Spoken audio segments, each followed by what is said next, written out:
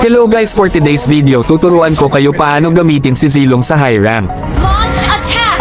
Si Freya nga pala katapat ko dito guys sa XP. Kung napapansin nyo guys, dinalawan ako ng tank namin kaya kini-clear ko yung minions para lumabas agad yung Freya. Nothing else. At yun guys, nakuha ko yung first blood. Ally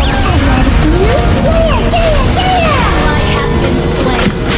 Request backup!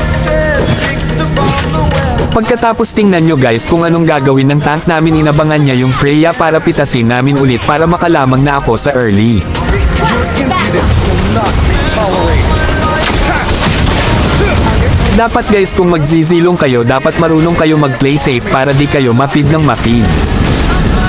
Tsaka kung magzizilong kayo guys, dapat marunong kayo tumiming kapag nag-clash yung tipong wala ng mga skill ng kalaban.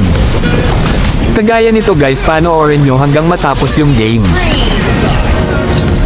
Okay, Only hero never fades. you have slain an enemy! Raging within.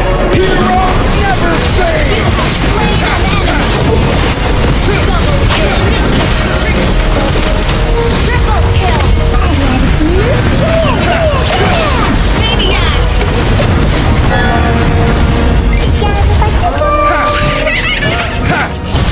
Heroes never fade. Ally has been slain. Monster kill! Double kill! Down. An enemy has been slain. Ally has been slain. Heroes never fade.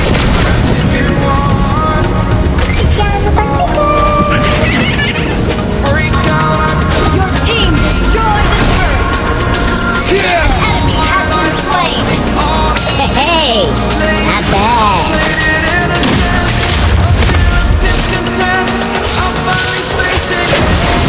Yeah. You might be Has been slain. Double kill.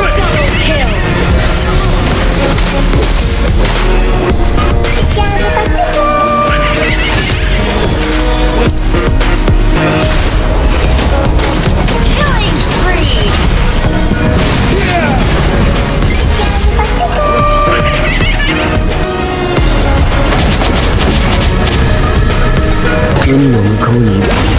Slain.